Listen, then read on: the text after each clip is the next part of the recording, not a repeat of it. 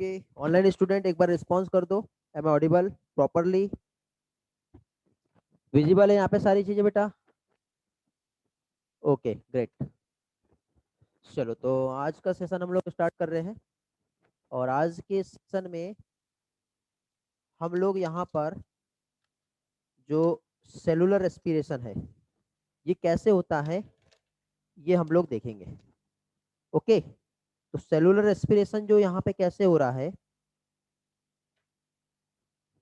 Means, सबसे पहले हम लोग सेलुलर रेस्पिरेशन का जो फर्स्ट स्टेप है दैट इज ग्लाइकोलाइसिस, ये हम लोग देखेंगे।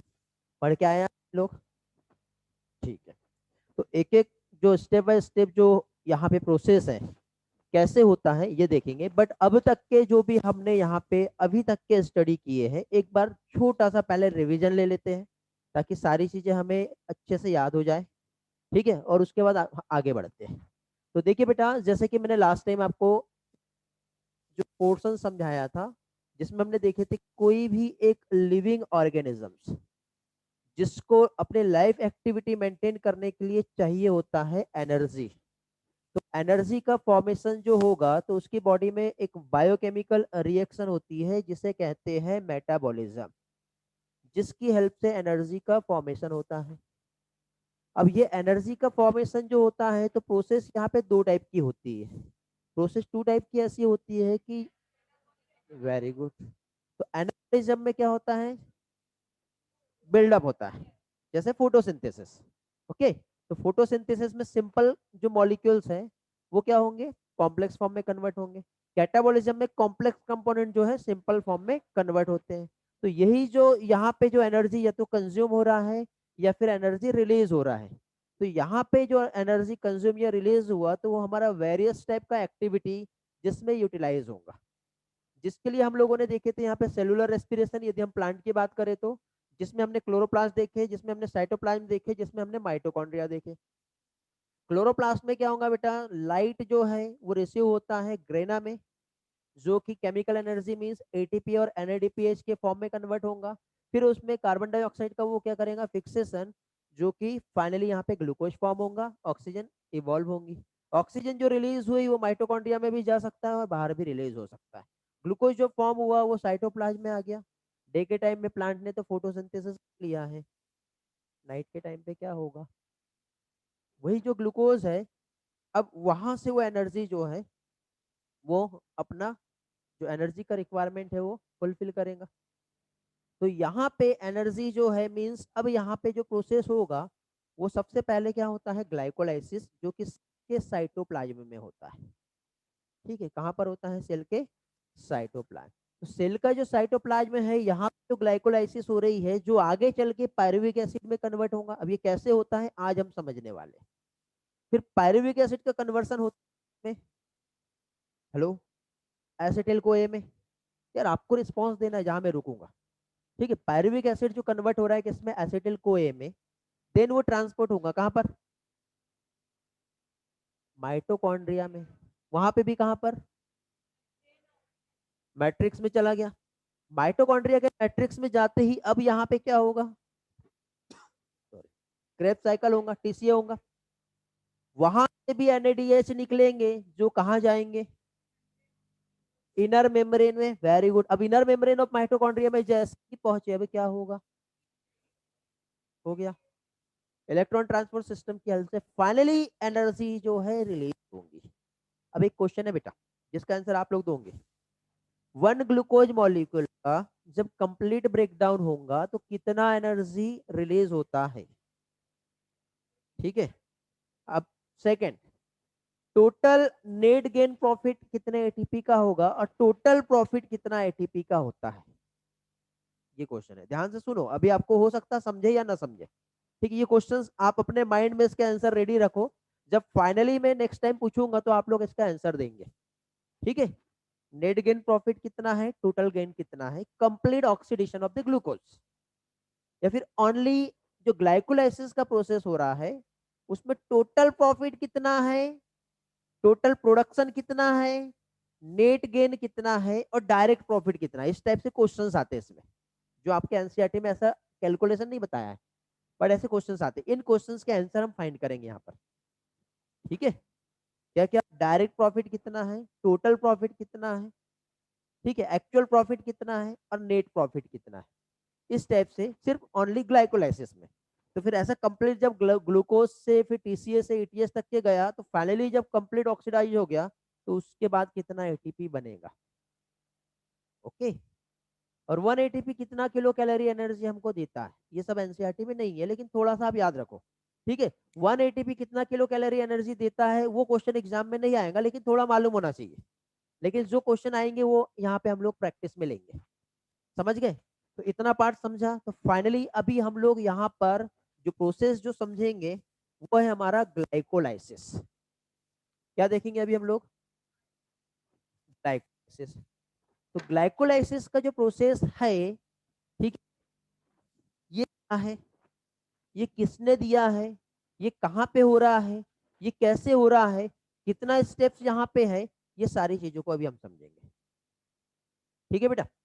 तो फाइनली अभी हम लोग यहाँ पे क्या चीज, सेलुलर रेस्पिरेशन, ये हम लोग देख रहे हैं। सेलुलर रेस्पिरेशन का जो फर्स्ट प्रोसेस है ग्लाइकोलाइसिस, वो हम देख रहे हैं, क्योंकि सेलुलर रेस्पिरेशन मतलब सेल्स में जो फूड का ऑक्सीडेशन हो रहा है वो हम देख रहे हैं। अब रेस्पिरेशन दो टाइप के होते हैं, एक एरोबिक होता है और एक एनारोबिक। तो एरोबिक और एनारोबिक रेस्पिरेशन का जो कॉमन पाथवे है वो कौन सा है? ग्लाइकोलाइसिस। Very good. यदि रेस्पिरेशन एरोबिक हो रहा है या फिर रेस्पिरेशन एनारोबिक हो रहा है, तो दोनों में भी ग्लाइकोलाइसिस होगा। यदि रेस्पिरेशन एनारोबिक है तो उसके बाद टीसीए नहीं होगा, यदि रेस्पिरेशन एरोबिक है तो टीसीए होगा और ईटीएस भी होगा। ठीक है, और जब रेस्पिरेशन एरोबिक है तब ग्लूकोज कंप्लीटली ब्रेक होगा, और जब ग्लूकोज का कंप्लीटली ब्रेकडाउन होगा तब जो एनर्जी रिलीज होंगी वो मैक्सिमम अमाउंट में रिलीज होंगी। अभी सिर्फ इस टर्म में याद रखो, फिर कितना होता हो हम बाद में देखेंगे। फिर 36 38 एटीपी जो है, फिर 34 एटीपी, फिर उसका कैलकुलेशन कैसे आ रहा है वो हम सब देखेंगे। ठीक है, इतना समझा? तो अब देखिए यहाँ पे सेलुलर रेस्पिरेशन का जो फर्स्ट मैकेनिज्म्स है, फर्स्ट स्टेप जो है वो क्या है? ग्लाइकोलाइसिस। अब ये जो ग्लाइकोलाइसिस है, अब हमें यहाँ पे एक चीज समझ में आ रही है कि दो वर्ड से मिलके बना हुआ है। एक्चुअली ये ग्रीक वर्ड है। बायोलॉजी में ज्यादातर जो टर्म्स जो लिए हुए या तो लैटिन होते हैं या फिर ग्रीक होते हैं, बट हम उसे हम अपनी लैंग्वेज में समझ ले सिंपल, तो वो हमारे लिए बहुत आसान हो जाते हैं। तो यहाँ पे ग्लाइको एंड लाइसिस दो टर्म दिख रहा है। ठीक है, क्या दिख रहा है हमको? एक तो दिख रहा है ग्लाइको और दूसरा हम लोगों को दिख रहा है लाइसिस। ओके, तो ग्लाइको मीन्स क्या होता है बेटा? शुगर या फिर ग्लूकोज। और लाइसिस मीन्स क्या होता है? ब्रेकडाउन या फिर क्या हो गया? स्प्लिटिंग। तो स्प्लिटिंग ऑफ द शुगर, इस प्रोसेस को हम क्या कहेंगे? समझ में आ गया? अब ये जो ग्लाइकोलाइसिस है ये कहां पर होती है? अभी हम लोग क्या देखेंगे? अकरेंस कहां पर हो रही है? Site of the glycolysis. Simple term में हम देखें तो इसे क्या कहते हैं? Site of glycolysis. यार ये मार्कर को अब क्या हो गया, यहाँ क्यों नहीं चल रहा? हाँ, ठीक है। तो साइट ऑफ ग्लाइकोलाइसिस की हम बात करें तो कहां पर है बेटा? वेरी गुड, इधर जगह है ना हमारे पास। हाँ ठीक, कहाँ लिखूं? यहाँ लिख देता हूँ। साइटोप्लाज्म जो है यहाँ पर ग्लाइकोलाइसिस का प्रोसेस होता है। ग्लाइकोलाइसिस को और को टर्म दिया है, वेरी गुड, क्या कहते हैं इसे? ईएमपी। EMP pathway. एमडेन, मेयरहाफ और पारनास, तीन साइंटिस्ट हैं जिन्होंने इसे डिस्कवर्ड किया है, इसलिए इसे क्या कहते हैं बेटा? EMP pathway. एनसीईआरटी में देखेंगे, दिया है क्या एनसीईआरटी में? देखिए पेज नंबर कितना है? 228। 228 में देखिए बेटा लास्ट पैराग्राफ, उसका सेकंड लाइन। ठीक है, क्या है? एमडेन दिया है। एमडेन का फुल नेम क्या है? गुस्टो एमडेन, ओटो मेयरहाफ और जे पारनास। इन तीन लोगों ने मिलकर के इस फिनोमिना को दिया। अंडरलाइन करके रख लो वहां पर। ओके, यहाँ पे हम नहीं नोट कर रहे, वहां पे अंडरलाइन करो, दोनों चीज साथ में चलेंगे। तो तीनों भी साइंटिस्ट ने यहाँ पे डिस्कवर्ड किया है, इसलिए इस पाथवे को क्या कहते हैं बेटा, हम लोग ईएमपी पाथवे कहते हैं। इतना समझा? ओके। अब यहाँ पे देखिए, अब ये इस प्रोसेस में एक्चुअली क्या हो रहा है, ये ग्लाइको एंड लाइसिस जो होता है, तो इसका एक छोटा सा ओवरव्यू हम देखते हैं पहले। ग्लाइकोलाइसिस में ग्लूकोज का स्प्लिटिंग हो रहा है, ये हमें समझ में आया। बट ये जो स्प्लिटिंग यहाँ पे हुई है, ये कैसे हुई है, तो देखो ग्लूकोज C6H12O6, कितने कार्बन कंपाउंड है, 6 कार्बन है। तो एक काम करते हैं, सबसे पहले यहाँ पर हम लोग देखते हैं कि ग्लूकोज मॉलिक्यूल जिसमें कार्बन जो है 6 है, कितने मॉलिक्यूल है बेटा, एक सिंगल मॉलिक्यूल ग्लूकोज है। मॉलिक्यूल पूछ रहा हूं मैं, मॉलिक्यूल, कार्बन नहीं, कार्बन 6, मॉलिक्यूल कितना है, 1 मॉलिक्यूल है। तो एक काम करते हैं, ये भी हम देख लेते हैं, यहाँ पे जो मॉलिक्यूल यहाँ पर प्रेजेंट है वो 1 मॉलिक्यूल है। जब इसका ब्रेकडाउन हो रहा है, स्प्लिटिंग हो रही है इस शुगर की, तो क्या फॉर्म हो रहा है, अरे डायरेक्टली लास्ट में जो फॉर्म हो रहा है ग्लाइकोलाइसिस में, पायरुविक एसिड। ठीक है, अभी बीच वाला हम बाद में देखेंगे, पहले समरी हम समझेंगे पहले कि एक्चुअल क्या हो रहा है, फिर वहां तक के कितना स्टेप्स आ रहा है वो हम बाद में जाएंगे। हम इंट्रोडक्टरी पार्ट देख रहे हैं, तो ये जो इंट्रोडक्शन है वो हमारा अच्छे से क्लियर होना चाहिए। तो यहाँ पे जब ग्लूकोज ब्रेक होता है तो फाइनली यहाँ पे पायरुविक एसिड फॉर्म होता है। कितने कार्बन वाला है ये, 3 है।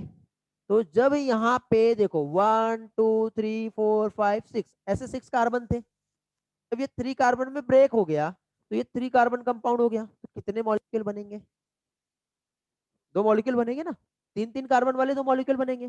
तो 3 कार्बन एंड 3 कार्बन वाले यहाँ पे जो मॉलिक्यूल जो रहेंगे वो कितने रहेंगे। तो ग्लाइकोलाइसिस एक ऐसा प्रोसेस है जिसमें ब्रेकडाउन हो रहा है glucose, means glucose convert into pyruvic acid, means 1 molecule of glucose converted into 2 molecule of the pyruvic acid. और ये प्रोसेस कहाँ हो रही है, साइटोप्लाज्म में हो रही है। कितना पार्ट समझ में आ गया, ठीक है। अब यहाँ पे देखो ये कहाँ होती है, किसने दिया है, इसका मीनिंग क्या है, ये प्रोसेस में एक्चुअली हो क्या रहा है, इतना पार्ट हमने देखे। अब यहाँ पे देखिए, जनरली ये जो ग्लाइकोलाइसिस का जो प्रोसेस होता है इसको हम 2 पार्ट में डिवाइड करते हैं बेटा, स्टार्टिंग के फर्स्ट 5 फेज और एंडिंग का फर्स्ट 5। ये फर्स्ट 5 और ये लास्ट 5। तो शुरुआती जो रिएक्शन जो ग्लाइकोलाइसिस की होती है, तो इसमें ग्लूकोज को हमें यदि तोड़ना है तो अपने आप टूट जाएगा क्या, अपने आप ब्रेक होगा क्या, कैसे होगा, ये मार्कर को मैंने बोला ब्रेक हो जाएगा क्या, क्या करना पड़ेगा, तोड़ने के लिए क्या करना पड़ेगा, एनर्जी लगेगी। मीन्स यहाँ पे इस ग्लूकोज को ब्रेक करना है, तो ये फर्स्ट 5 फेज यदि हम देखें तो यहाँ पे क्या चीज बेटा, एटीपी चाहिए, एटीपी का रिक्वायरमेंट है यहाँ पर, रहेगा, समझ में आ गया। लेकिन उसके बाद जो है फाइनली जब ग्लूकोज ब्रेक हो गया, तो ब्रेक होने के बाद इधर वाला जो फेज है इसमें एटीपी जो है क्या होगा, एरो याद रखना है, इधर और इधर, नहीं तो ऐसा नहीं कि ये इधर गया और इधर आ गया, ऐसा नहीं होता, ठीक है, ऐसा नहीं है। एटीपी रिक्वायर्ड होता है और एटीपी फॉर्म होता है। हमारे एनसीईआरटी में एक्चुअली इसके लिए एक टर्म होता है, वो यूज नहीं किया, आपको एग्जाम में पूछा भी नहीं जाएगा, लेकिन एक बार सुन लो, कुछ जाएगा कि थोड़ा सुनने में। प्रिपरेटरी फेज होता है और पे ऑफ फेज होता है। प्रिपरेटरी मीन्स प्रिपरेशन हो रहा है तो उसके लिए एनर्जी चाहिए, और पे ऑफ फेज जो होता है उसके लिए एनर्जी नहीं चाहिए, मीन्स एनर्जी वहां पर क्या होगा, प्रोड्यूस होगा। तो ऐसी 2 फेज होती है जो हमारे एनसीईआरटी ने नहीं बताई, और वो पूछेगा भी नहीं, जो आएगा वो हमें एनसीईआरटी का आएगा, ठीक है। लेकिन थोड़ा सा आप एक लेवल ऊपर चल के थोड़ा सा कुछ पढ़ोगे तो आपको एनसीईआरटी इजी लगेगी, ठीक है। अभी देखो आप एनसी 11th का पोर्शन पढ़ रहे हो, आप 10th की बुक उठा के देखोगे तो आपको इजी लगेगी। लेकिन जब आप 10th में थे और जब पढ़ रहे होते थे तो वही बुक आपको हार्ड लगती थी, है कि नहीं, क्यों, क्योंकि अभी आपका लेवल बढ़ गया।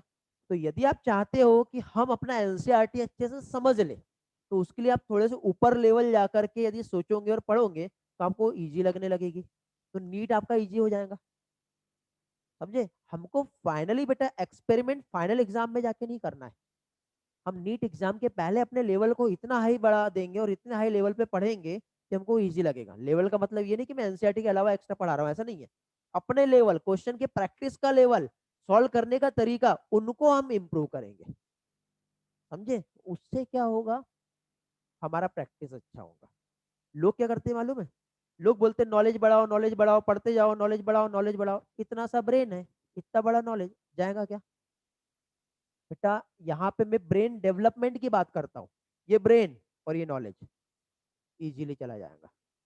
समझे? तो हमारे ब्रेन को इम्प्रूव करना, हमारे लेवल को इम्प्रूव करना है, सारी चीजें आसान हो जाएगी। समझ गए? तो अब देखिए यहाँ पे हम लोगों ने ये जो ग्लूकोज से पायरुविक एसिड का फॉर्मेशन जो की है, इसमें अब हम लोगों को क्या क्या स्टडी करना है। सबसे पहले, क्योंकि देखो सही तरीके से पढ़ेंगे तो ग्लाइकोलाइसिस जो अभी आप रट के आए हो वो याद हो जाएगा। नहीं पढ़े होंगे, रट के आए हो, आज याद रहेगा, कल याद रहेगा, 4 दिन के बाद आप भूल जाओगे। एग्जाम कब देना आपको? कल? आज? 2022 में? तब तक याद रहेगा? तब तक याद रखने के लिए मैं जो तरीका बता रहा हूँ उसको फॉलो करना पड़ेगा, तब आपको याद रहेगा। जिस तरीके से मैं यहाँ पे आपको समझाने की कोशिश कर रहा हूँ, उस वे से आप समझोगे तो उस टाइम तक के आपको याद रहेगा, ये गारंटी है मेरी। लेकिन जैसा बता रहा हूँ वैसा अप्लाई करना पड़ेगा। समझ गए? तो उस टाइम तक याद रहे, उसके लिए हम लोगों को यहाँ पे अपना बेस्ट देना पड़ेगा। ठीक है? चलो, तो अब देखिए यहाँ पे पहली चीज, यहाँ पे हम लोगों को प्रोसेस का जो नेम है, ठीक है, या फिर जो स्टेप्स जो होती है उसका नेम, ये हमें याद रखना है। जैसे जहाँ पे एटीपी जुड़ता है उसे कहते हैं फॉस्फोरिलेशन। ठीक है? जो कि ग्लूकोज से ग्लूकोज 6 फॉस्फेट बनाता है। फिर मैं लिखा के दे रहा हूँ, अभी सुन लो, पहले सारी चीजें होंगी। ठीक है? पहली बार एटलीस्ट समझो उस चीज को, नहीं तो लिखना और समझना दोनों में जब फाइटिंग होगी तो कोई एक ही चीज जो है वहां पे विन करेगा। ठीक है? हाँ, यदि आपको ऐसा लगता है कि नहीं सर हमारा कैपेसिटी आपकी सोच के ऊपर है, तो अच्छी बात है, आप अपना काम करो, कंटिन्यू रखो, कोई प्रॉब्लम नहीं मुझे। ऐसा ऑब्जेक्शन ही नहीं है कि मैं यहाँ समझा रहा हूँ और आप मत लिखो। यदि आपको ऐसा लगता है कि मेरे समझाने के साथ साथ आप लिखना चाहते हो, लिखो, राइट इट, नो प्रॉब्लम। ठीक है? नहीं तो मैं बाद में चांस दूंगा आपको राइटिंग का। ठीक? तो अब देखिए पहली चीज तो प्रोसेस का नेम, जैसे मैंने क्या बताया, फॉस्फोरिलेशन। फॉस्फोरिलेशन में क्या होता है, एटीपी वो ग्लूकोज मॉलिक्यूल के साथ ज्वाइन होता है। ठीक है? इसलिए इसको फॉस्फोरिलेशन कहते हैं। सेकेंड स्टेप जो होती है यहाँ पर वो होता है बेटा आइसोमेराइजेशन। आइसोमेराइजेशन में जो ग्लूकोज 6 फॉस्फेट जो फॉर्म हुआ वो फ्रक्टोज 6 फॉस्फेट में कन्वर्ट होगा। तो ये कैसे होती है प्रोसेस, तो वहां पे इंटर कन्वर्सन होता है, सेप्टिक रिएक्शन होती है। अब ये मैं यहाँ पे क्यों बता रहा हूँ आपको, यहाँ पे मैं इसलिए एक्सप्लेन कर रहा हूँ क्योंकि हम लोगों को बायोमोलिक्यूल जो पोर्शन है उसमें एंजाइम्स का स्टडी करना है। तो एक साथ दो पोर्शन आपका कवर हो जाएगा, क्योंकि आइसोमराइजेशन रिएक्शन के लिए आइसोमरेज एंजाइम का रिक्वायरमेंट होता है। कौन सा एंजाइम? आइसोमरेज। तो एक काम करते, कितने एंजाइम होते हैं उसको एक बार देख ले, कहां पर है, बायोमोलिक्यूल निकालो उसमें, सिर्फ देखना है एक बार। ऑनलाइन स्टूडेंट एनसीईआरटी लेके बैठेंगे बेटा, ठीक है? बायोमोलिक्यूल निकालो, उसमें लास्ट टॉपिक होगा, लास्ट लास्ट में एंजाइम होगा, और एंजाइम जहां एंड होता है मींस बायोमोलिक्यूल जहां खत्म होता है, सेकंड लास्ट पेज, वहां पे क्लासिफिकेशन ऑफ द एंजाइम लिखा हुआ है। एक कीवर्ड मिलेगा आपको, क्लासिफिकेशन ऑफ एंजाइम, मिल गया? फर्स्ट है ऑक्सीडोरिडक्टेज, सेकंड है ट्रांसफरेज, सीक्वेंस यही होना चाहिए। ठीक है? फिर क्या रहेगा, हाइड्रोलेज, फिर लाइगेज, लाइजेज है, लाइजेज, फिर आइसोमरेज, और लास्ट में लाइगेज। ओके, ये सीक्वेंस है, ये एंजाइम्स है। तो वो एंजाइम जो आइसोमराइजेशन के रिएक्शन में इन्वॉल्व होता है उसे आइसोमरेजेस कहते हैं। ठीक है? एक ट्रांसफरेज एंजाइम है, कौन सा? ऐसा एंजाइम जो किसी भी सब्सटेंस को एक जगह से उठा के दूसरी जगह ट्रांसफर कर सकता है, उसको ट्रांसफरेज कहते हैं। मैं जब एंजाइम पढ़ाऊंगा ठीक है, मैं उस पार्ट को अच्छे से एक्सप्लेन करूंगा। एटलीस्ट अभी आप लोगों को उसके नेम्स और थोड़ा सा फंक्शंस क्या हो सकता है वो मालूम होना चाहिए। क्यों? क्योंकि यहाँ पे उसकी रिक्वायरमेंट है बेटा। और ये जो पोर्शन हम यहाँ पे पढ़ रहे हैं तो एक साथ दो तीन चीज आपकी कवर हो जाएगी। एक चीज एक साथ दो से तीन पोर्शन यदि आपके कवर हो गए कितना अच्छा है। आपको 80-20 प्रिंसिपल मालूम है क्या होता है? परेटो प्रिंसिपल जानते हो? नहीं? ठीक है, उसके बारे में हम लास्ट में आज बात करते हैं। ठीक है, थोड़ा सा 2 से 3 मिनट का एक्सप्लेनेशन रहेगा जो आपके नीट के स्कोर में काफी हद तक के इंप्रूवमेंट भी लाएगा। ठीक है, तो अभी देखिए यहाँ पे सबसे पहले प्रोसेस का नेम, लेकिन प्रोसेस के साथ ही साथ जो नेम ऑफ द एंजाइम है ये भी हमें मालूम होना चाहिए। अब क्वेश्चन ये है कि एंजाइम का नेम कैसे याद रखें। तो यदि आपको प्रोडक्ट के नेम याद हो गए तो एंजाइम के नेम आसानी से याद हो जाएंगे। किसके बाद क्या बन रहा है वो याद रखना पड़ेगा। तो आपको सारी चीजें आसानी से याद याद हो जाएगी। ठीक है, तो ये दो चीज है जो इसमें आपको एक्स्ट्रा पढ़ना है, क्योंकि ये प्रोडक्ट तो आप लोगों ने याद कर लिए जो फॉर्म हो रहे हैं। ग्लूकोज बना, ग्लूकोज 6 फॉस्फेट बना, फ्रक्टोज 6 फॉस्फेट बना, फ्रक्टोज 1,6 डाइफॉस्फेट बना, फिर वो टूट गया dihydroxy acetone phosphate, glyceraldehyde 3 phosphate. ये याद हो गया ना सभी को? ठीक है, नहीं हुआ होगा तो ऐसा थोड़ा सा फीलिंग आ रहा है ना कि पढ़े जैसा लग रहा है। ठीक है, इतना तो हो गया ना, तो वो सारी चीजें हो जाएगी। तो आप बोलोगे कि एक ही बार में सारी चीजें हो जाए, वो पॉसिबल नहीं है बेटा। ब्रेन का कैपेसिटी है, मैंने पहले कहा ब्रेन को डेवलप करना है। यदि ये डेवलप हो गया तो सारी चीजें इधर जाएगी। नॉलेज को बढ़ाएंगे तो इतना सा ब्रेन कुछ नहीं जाने वाला। पहले इसको डेवलप करना है। आईक्यू पावर, ग्रास्पिंग पावर, ये सारी चीजें इंप्रूवमेंट करना है। कुछ डाइट, साथ में योगा और साथ ही साथ रिवीजन और सही तरह से स्टडी, ये चीज बहुत जरूरी है। यहाँ पे आपको बायोलॉजी अप्लाई करनी पड़ेगी अपने ऊपर, तब आपका वो लेवल है वो इम्प्रूव होगा। समझे? तो वो कैसे होता है वो भी मैं आप लोगों को बाद में सारी चीजें जो है स्टेप बाय स्टेप, मैं आपको एक ही दिन में सारी चीजें नहीं समझा सकता ना बेटा। तो एक एक चीजें जो है एक के बाद एक सारी चीजें आपको समझ में आएंगी, तब जाके आप अपना इम्प्रूवमेंट जो है वो बेटर से बेटर बना पाओगे। ओके, चलो। अभी यहाँ पे प्रोसेस का नेम और एंजाइम का ये हम लोगों को याद करना है। जैसे फास्फोरिलेशन होता है, आइसोमराइजेशन होता है, क्लीवेज एक्शन होती है। ठीक है, उसके बाद फिर वहां पे और भी जो प्रोसेसेस जो हो रही है, जैसे वाटर मॉलिक्यूल जो है वहां ऐड हो रहा है या कार्बन डाइऑक्साइड ऐड हो रहा है या फिर बाहर निकल रहा है, तो कार्बोक्सिलेशन, डीकार्बोक्सिलेशन, हाइड्रेशन, डिहाइड्रेशन, ऐसी प्रोसेस होती है। अब ये नेम आपको न्यू लग रहे होंगे तो टेंशन ना लो, केमिस्ट्री में, ऑर्गेनिक केमिस्ट्री में आपको यही चीज पढ़ना है और ये बार बार पढ़ना है आपको। तो वो आपके लिए फेमिलियर हो जाएगा, बट अभी आपके लिए न्यू है तो ये आपको वहां पे भी हेल्प करेगा। समझे? तो कितनी अच्छी बात है बेटा, एक जगह पढ़ो चार जगह फायदा, तो अच्छा है ना। तो हम ऐसा पढ़ेंगे कि आपको हर जगह उसका एडवांटेज मिले। ठीक है, लेकिन एनसीईआरटी का ये वाला पोर्शन एक एक लाइन हर चीज बहुत अच्छे से आपकी परफेक्ट भी हो जाएगी, ये गारंटी है मेरी। समझ गए? तो इतने पोर्शन में जितना भी पार्ट दिया है वो नोट कर लो ताकि हम आगे बढ़ते हैं, क्योंकि राइट बहुत जरूरी है बेटा चीजें कंसेप्ट को याद रखने के लिए। बाकी लोग स्क्रीनशॉट ले लो बेटा, ऑनलाइन स्टूडेंट, और किसी का कुछ डाउट है तो आप पूछ सकते हो। ओके, खुशबू रेली।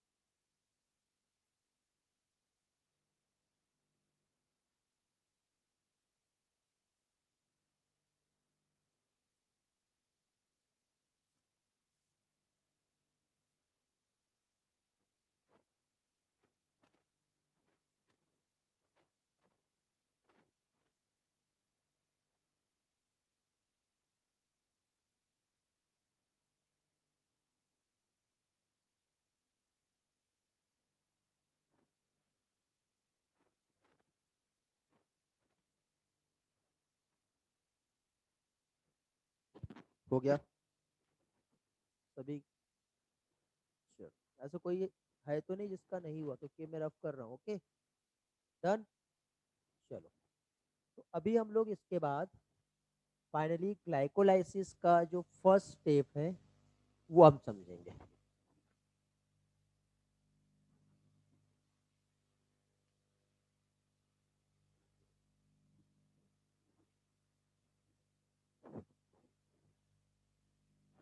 अब ग्लाइकोलाइसिस का जो फर्स्ट स्टेप यहाँ पे जो हो रहा है, जिसमें ग्लूकोज का कन्वर्सन हो रहा है ग्लूकोज 6 फॉस्फेट में। ठीक है, क्या हो रहा है बेटा? ग्लूकोज जो है ये कन्वर्ट होगा किसमें? Glucose 6 phosphate. फॉस्फेट का मैं सिर्फ पी लिख रहा हूँ यहाँ पर इस तरह से। ठीक है, तो ये प्रोसेस जो है ये कैसे होती है ये हमें समझना है। एग्जाम में आपको आएगा यही, बट ये किस तरह से क्वेश्चंस यहाँ पे पूछ सकते हैं, ठीक है, किस टाइप के क्वेश्चंस यहाँ पे आएंगे, ये मैं आप लोगों को एक्सप्लेन कर रहा हूँ यहाँ पर। और ये ग्लूकोज से ग्लूकोज 6 फॉस्फेट डायरेक्टली नहीं बना बेटा। थोड़ी देर पहले मैं आप लोगों को एंजाइम का क्लासिफिकेशन जो एक्सप्लेन कर रहा था, तो वहां पे हम लोगों ने एक एंजाइम देखे, ट्रांसफरेज एंजाइम। ठीक है, तो उसका भी यहाँ पर रोल है। ओके, उसी के साथ साथ जैसे एटीपी जो है ये भी यहाँ पे इन्वॉल्व रहेगा, क्योंकि ग्लूकोज को ब्रेक करना है तो हमको क्या करना है बेटा? यहाँ पे क्या चाहिए? एनर्जी चाहिए। तो एक काम करते हैं, इसको समझने के लिए हम लोग यहाँ पे एक ग्लूकोज का फॉर्मूला बनाते हैं। कितने कार्बन होते हैं ग्लूकोज में? 1 2 3 4 5 देन 6। ये समझने के लिए है। यदि किसी को डर लग रहा है तो टेंशन नहीं लो, डरने की जरूरत नहीं है। नहीं तो आप सोचोगे कि ये क्या है सर, क्योंकि इसमें मैं फॉर्मूला जो है इसका स्ट्रक्चरल फॉर्मूला वो यहाँ पे एक्सप्लेन कर रहा हूँ आपको। तो ये समझने के लिए है, ये समझ में आ गया तो ये याद हो जाएगा। एग्जाम में ये वाला पोर्शन नहीं आने वाला, एग्जाम में आपको यही आएगा, समझे? और ये ऐसा कंप्लीट बायोलॉजी में नहीं होने वाला, सिर्फ आपको ये इस तरह से सिर्फ यही वाला जो चैप्टर है ग्लाइकोलाइसिस यहाँ पे मिलेगा। और एंजाइम में जो क्लासिफिकेशन का इतना सा पैराग्राफ में जो खत्म किया है उसको हम समझेंगे। ठीक है, ओके, क्लियर हुआ? तो यहाँ पे देखो बेटा, जो ग्लूकोज होता है ये एक्चुअली इसका स्ट्रक्चर कुछ इस तरह से होता है। यहाँ पे CH2OH होता है, यहाँ पे एल्डिहाइड ग्रुप होता है। बट केमिस्ट्री के अकॉर्डिंग हम देखेंगे तो डायरेक्ट हम ऐसा नहीं लिखते, क्योंकि बॉन्ड की वैलेंसी कंप्लीट नहीं हो रही है। तो यहाँ पे हमको केमिस्ट्री में नहीं जाना है, हम बायो पढ़ रहे हैं। तो यहाँ पे मैं H इधर और डबल बॉन्ड O इधर ऐसा लिखूँ, ऐसा भी लिख सकता हूँ, बट मैं आपको डायरेक्ट बता रहा हूँ कि अभी इस तरह से होगा। समझ में आ गया? फिर उसके बाद यहाँ पे HOH OH HHOH, ये जो है ये हमारा ग्लूकोज है। ये ग्लूकोज का स्ट्रक्चरल फॉर्मूला है। अब ये जो ग्लूकोज है इससे ग्लूकोज 6 फॉस्फेट यदि हमें यहाँ पे फॉर्म करना है, तो आपके वहां पर बेटा एक इस तरह से रिएक्शन दिया होगा जिसमें एटीपी जो है एडीपी में कन्वर्ट हुआ। और साथ ही साथ आपको या तो थ्योरी में या फिर वहीं पे एक एंजाइम का नाम दिया होगा जिससे कहते हैं हेक्सोकाइनेज। यहाँ पे भी एक ट्रिक दे रहा हूं, जब भी एटीपी की बात आएगी उस टाइम पे आप लोग काइनेज को याद रखेंगे। किसे याद रखेंगे? ये नेम्स जो है अपने माइंड में बैठा लो कि जब जब एटीपी का रिलेशन होगा वहां पे काइनेज काम करेगा। अब क्वेश्चन ये है कि कौन सा काइनेज? ये कितने शुगर है कार्बन वाली? 6 को क्या बोलते हैं? हेक्सा। 5 को क्या बोलते हैं? 4 को क्या बोलते हैं? वेरी गुड यार, आपको तो मालूम है। ओके, तो यहाँ पे बेटा 6 कार्बन वाला ये ग्लूकोज है, इसलिए इसको मैंने क्या कहा? और एटीपी यहाँ पे ज्वाइन हो रहा है, इसलिए इसका नाम क्या हो गया? हेक्सोकाइनेज नाम हो गया। तो हेक्सोकाइनेज एंजाइम ग्लूकोज के साथ काम कर रहा है। तो एंजाइम का नाम देखो, उसका मीनिंग है, इसलिए वहां पे वो एंजाइम्स है। मैंने क्या कहा था, ये एंजाइम के नाम को सिर्फ आपको मालूम होना चाहिए, बाकी इस प्रोडक्ट के नाम याद हो गए तो एंजाइम्स के नेम आपको याद हो जाएंगे। समझ में आ गया? हेक्सोकाइनेज एंजाइम एंजाइम क्लासिफिकेशन का किस कैटेगरी से बिलोंग करता है? तो हेक्सोकाइनेज एंजाइम एंजाइम क्लासिफिकेशन की सेकंड कैटेगरी, सेकंड क्या थी मालूम है? ट्रांसफरेज, उस कैटेगरी से बिलोंग करता है। डायरेक्ट क्वेश्चन एनसीआर नीट का, याद रखना। ठीक है, तो वो वाला पोर्शन भी हमारा एक कवर हो गया। ठीक है, अब ये ट्रांसफरेज मतलब एक ऐसा एंजाइम जो एक ग्रुप को यहां से उठा के इधर क्या करेगा, ट्रांसफर करेगा, इसलिए उसको ट्रांसफरेज कह रहे हैं। वो वाला पार्ट का मीनिंग समझ में आ गया? समझे? अब ये कैसे करता है ट्रांसफर वो देखेंगे। तो उसके लिए पहले हमें एटीपी को समझना पड़ेगा। क्या समझना पड़ेगा? अब ये एटीपी का जो यहाँ पे जो कैलकुलेशन जो मैं आपको अभी एक्सप्लेन कर रहा हूँ, वो आपको बायोमोलिक्यूल के न्यूक्लिक एसिड में और 12th में मॉलिक्यूलर बेसिस ऑफ इनहेरिटेंस में जो डीएनए जो है उसका जो स्ट्रक्चर है वहां पे काम में आएगा। ठीक है, वैसे हम वहां पे पढ़ेंगे, बट फिर भी थोड़ा सा पार्ट हम यहाँ पे समझेंगे तो वो वाला पार्ट हमें और इजी जाएगा। तो एटीपी अभी तक के हम सिर्फ नाम सुनते आ रहे हैं, फुल फॉर्म क्या होता है इसका? इतना भी आपको मालूम है, बट एक्चुअली ये एटीपी होता क्या है ये भी हमें मालूम होना चाहिए। एनर्जी करेंसी होती है। एटीपी बनता कैसे है, कैसे बनता है, इसका स्ट्रक्चरल फॉर्मूला क्या होता है, क्या क्या कंपोनेंट इसमें होते हैं, ये पूछना चाह रहा हूं मैं। Very good. और फॉस्फेट मॉलिक्यूल, वेरी गुड। और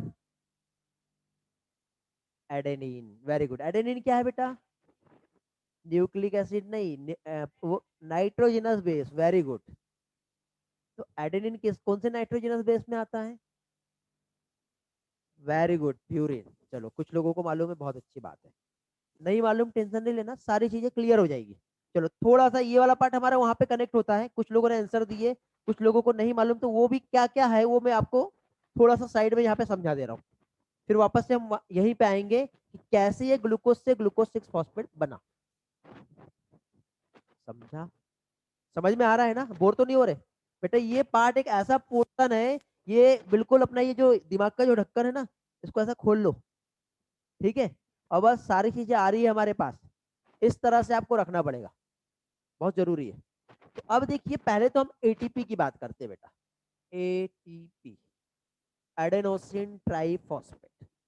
एडेनोसिन ट्राइफॉस्फेट मींस यदि हम लोग न्यूक्लिक एसिड को पढ़े तो न्यूक्लिक एसिड जो होता है जिसमें एक डीएनए होता है और एक आरएनए होता है, और ये दोनों भी किससे बने होते हैं बेटा? ये फॉर्म होता है polymer of nucleotide. Nucleic acid नहीं, न्यूक्लियोटाइड से न्यूक्लिक एसिड बनेगा। जैसे अमाइनो एसिड से प्रोटीन फॉर्म होता है ना, तो वैसे न्यूक्लियोटाइड से न्यूक्लिक एसिड बनता है। समझ गए? तो अब ये जो न्यूक्लियोटाइड जो होता है ये 3 कंपोनेंट से बनता है, जिसमें 3 कंपोनेंट कौन से होते हैं आप जानते हो? एक होता है इसमें फॉस्फेट, जिसका पी लिख रहा हूं मैं। एक होता है पेंटोस शुगर, जिसका पीएस में यहाँ पे रिप्रेजेंट कर रहा हूं। और एक बचा क्या? Nitrogenous base. क्या चीज? नाइट्रोजनस बेस, जिसको मैं N2 बेस लिख रहा हूं। और N2 बेस बेटा 2 टाइप के होते हैं, एक होता है प्यूरिन और दूसरा होता है, अब जो बोलना है, पिरामिडिन बोलता हूं मैं वैसे, पिरामिडिन। पेंटोस शुगर भी 2 टाइप की होती है, राइबोज और डीऑक्सी राइबोज। ऑनलाइन में दिखाई दे रहा है ना बेटा यहाँ से? हाँ, ओके। तो ये एक जनरल सा क्लासिफिकेशन न्यूक्लिक एसिड का। ठीक है, तो अब देखिए यहाँ पे एटीपी का फॉर्मेशन कैसे होगा। तो देखो, इसमें ये जो प्यूरिन है ये 2 टाइप के होते हैं, समझ लो। पहले मैं दे रहा हूँ, टाइम दे रहा हूँ लिखने के लिए। प्यूरिन जो होता है इसमें एक एडेनिन और ग्वानिन आता है, और पिरामिडिन में थाइमिन, साइटोसिन और यूरेसिल आता है। ओके, ये कंपोनेंट है। ये सारी चीजें बेटा हम लोग बायोमोलिक्यूल और मोलिकुलर बेसिस ऑफ इनहेरिटेंस जो आएगा ना वहां पे हम पढ़ने वाले हैं। ठीक है, सारी चीजें, लेकिन छोटा सा इंफॉर्मेशन आपको अभी याद हो गया तो ये पोर्शन आपको वहां पे हेल्प करेगा। समझ गए? तो यहाँ पे देखिए, ये डीएनए और आरएनए इस न्यूक्लियोटाइड से बने हैं। न्यूक्लियोटाइड इस 3 कंपोनेंट से बना है, जिसमें नाइट्रोजनस बेस के 2 टाइप होते हैं, और उसमें प्यूरिन के 2 टाइप होते हैं, एडेनिन और ग्वानिन। ये जी है बेटा, ठीक है, एडेनिन और ग्वानिन। यदि कुछ लिखा हुआ नहीं समझे तो पूछ लेना। क्या चीज? अच्छा सॉरी। हाँ, तो अभी देखिए यहाँ पे ये जो कंपोनेंट्स जो फॉर्म हुए, तो इसमें एटीपी जो फॉर्म होगा, क्या चीज? एटीपी जो फॉर्म हो रहा है, तो ये जो एटीपी है इसमें कौन सा कंपोनेंट आ रहा है? एडेनिन आ रहा है। किधर गया ये वाला? और क्या आ रहा है? और क्या आ रहा है? फॉस्फेट आ रहा है। और क्या आ रहा है? कौन सी वाली? दो है ना यहाँ तो। कौन सी वाली? Ribose sugar. ये तीनों जब मिलेंगे तब एटीपी बनेगा। और कितने फॉस्फेट? 3 फॉस्फेट रहेंगे। ट्राई फॉस्फेट हम क्यों कह रहे हैं? क्योंकि 3 फॉस्फेट है। समझे? तो अब देखो एटीपी हम फॉर्म करते हैं। एटीपी में क्या हो गया बेटा? यहाँ पे आ गया एडेनिन, इसके साथ 5 कार्बन वाली ऐसी पेंटोस शुगर रहेगी, तो ये आ गया पेंटोस शुगर। फिर पेंटोस शुगर के बाद फिर क्या होगा बेटा? यहाँ पे CH2O रहता है। ये सब याद रखने की जरूरत नहीं है, हम मॉलिक्यूलर बेसिस ऑफ इनहेरिटेंस जब पढ़ेंगे तब हम याद करेंगे। कोई याद कर सकता है तो अच्छी बात है, एडवांस रहोगे आप उसमें। ठीक है, तो ये यहाँ पे क्या होगा बेटा? अब 3 फॉस्फेट हमको यहाँ पे ज्वाइन करना है। तो 3 फॉस्फेट कैसे ज्वाइन होगा? एक फॉस्फेट फिर ऑक्सीजन, फिर फॉस्फेट फिर ऑक्सीजन, फिर फॉस्फेट। हो गए 3 फॉस्फेट हो गए। ये इस तरह से।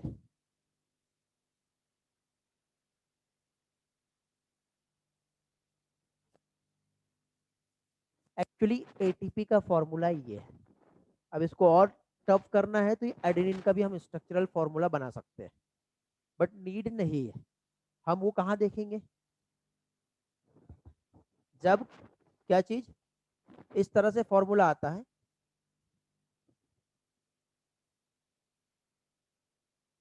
ओके, ऐसा ही फॉर्मूला बनता है, बट अभी नीड नहीं है। ठीक है, तो एडेनिन का फॉर्मूला हम वहीं पे पढ़ेंगे, बायोमोलिक्यूल में पढ़ेंगे। ठीक है, तो इस तरह से एक एडेनिन, एक पेंटोस शुगर और 3 फॉस्फेट ग्रुप जब आपस में ज्वाइन होंगे तब जाके फॉर्म हो रहा है एक एटीपी जो एनर्जी रिच कंपाउंड है। और इस एटीपी में से एक फॉस्फेट को मैंने तोड़ दिया, तोड़ दिया। तो एटीपी में से एक फॉस्फेट को ब्रेक किया तो कितने क्या बचे? एडीपी बचा, रिमेनिंग जो रहेगा। ठीक है, यहां तक तो एटीपी था, यहां से यहां। ये देखो इधर लिखा हूं मैंने, एटीपी से अपने आप हो जाएगा क्या? ये भी नीट का एक क्वेश्चन यहां से आता है।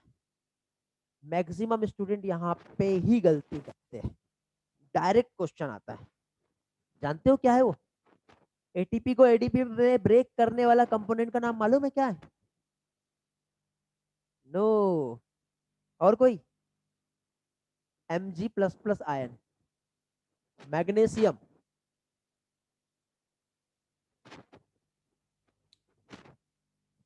ये भी पढ़ेंगे हम। ये कहाँ पढ़ेंगे मालूम है? 11th में मिनरल न्यूट्रिशन करके एक चैप्टर है, वहाँ पे कैल्शियम का रोल है, वहाँ पे आयरन का रोल है, वहाँ पे ऑक्सीजन का रोल है, वहाँ पे नाइट्रोजन का रोल है, वहाँ पे Mg++ का रोल है, वहाँ पे जिंक का रोल है। सारी चीजें वो भी है हमारे पास। ठीक है, तो ये Mg++ क्या कर रहा है बेटा? एटीपी को एडीपी में ब्रेक कर रहा है। समझ में आ गया? मैंने कल ही कहा था कंसेप्ट क्लियरिटी जरूरी है। आप रट के आओ, समझा के मैं दूंगा क्या हो रहा है। एनसीईआरटी को रट लेंगे तो नीट क्वालिफाई नहीं होगा, एनसीईआरटी को समझ लेंगे तो एनसीईआरटी याद हो जाएगी और नीट क्वालिफाई होगा। तो एनसीईआरटी को समझना है। शुरुआत में थोड़ा टाइम लगेगा, कुछ चैप्टर ऐसे बेटा जिसको टाइम ज्यादा लगता है पढ़ने और समझने में। फिर उसके बाद थ्योरी वाले चैप्टर जो रहते हैं उसमें ऑटोमेटिक स्पीड बढ़ जाती है। तो जहां समझना है वहां पे हम समझेंगे, और जहां पे, क्योंकि ये टेक्निकल पार्ट है ना, एनसीईआरटी ने इतना कुछ बताया ही नहीं आपको, डायरेक्टली बता दिया कि ऐसा ऐसा होता, खत्म। कुछ वहां दिया ही नहीं है। जो गिवन है वो कुछ और है, और जो एक्चुअली वो सब सारा कुछ हिडन है। तो हिडन मीनिंग को समझना बहुत जरूरी है। ठीक है, तो अब हम आगे, एटीपी को तो ब्रेक कर दिया Mg++ ने, तो बोलो इसका रोल क्या था? इसका क्या रोल था? ग्लूकोज को तोड़ेगा? हेलो, नहीं, ये ग्लूकोज को नहीं तोड़ता।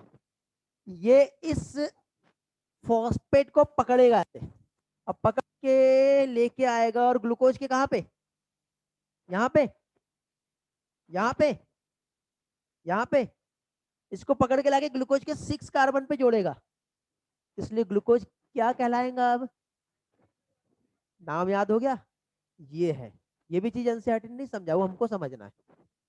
ग्लूकोज से जो फॉर्म हुआ, ग्लूकोज 6 फॉस्फेट ऐसे ही नहीं हुआ है, वो जो फॉस्फेट है हेक्सोकाइनेज ने उस ग्लूकोज के 6 कार्बन पे ला करके फॉस्फेट को जोड़ दिया है, इसलिए उसको क्या कह रहे हैं बेटा, ग्लूकोज 6 फॉस्फेट। समझा? तो एक काम करो, पहले आप ये वाला जो पोर्शन है ना एटीपी वाला, ये इतना नोट कर लो, क्योंकि इसके बाद और हमें कुछ लिखना है, इधर और कुछ मुझे समझाना है, तो ये वाला पार्ट छोड़ दो, इतना पोर्शन, बाकी लोग भी स्क्रीनशॉट ले लो बेटा और ये वाला पार्ट लिख लो, ठीक है।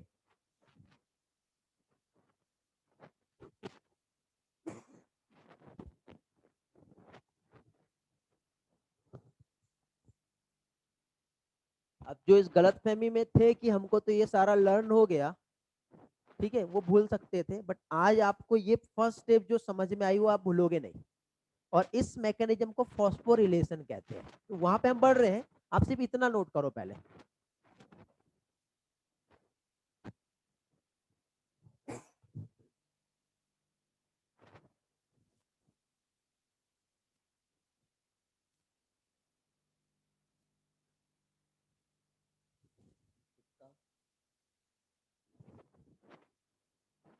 PS pentose sugar,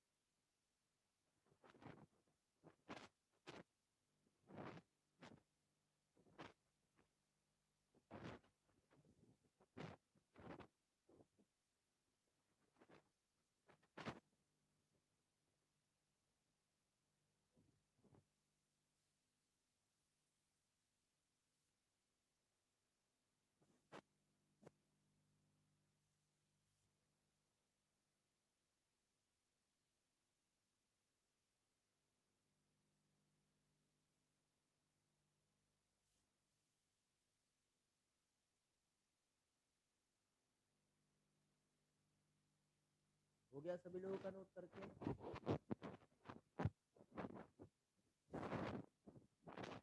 nitrogenous base में बेटा प्यूरिन है, पिरामिडिन है, यहाँ पे ए मीन्स होता है एडेनिन, जी आएगा ग्वानिन, उसके बाद सी होता है साइटोसिन, टी होता है थायमिन, और यू होता है यूरेसिल। ये सारी चीजें हम आगे चल के पढ़ने वाले हैं, ठीक है, इसलिए मैंने यहाँ पे डायरेक्टली शॉर्ट फॉर्म यूज किया, और ये इसी शॉर्ट फॉर्म में यूज होते हैं, यही इसके एब्रेविएशन है बेटा, ओके।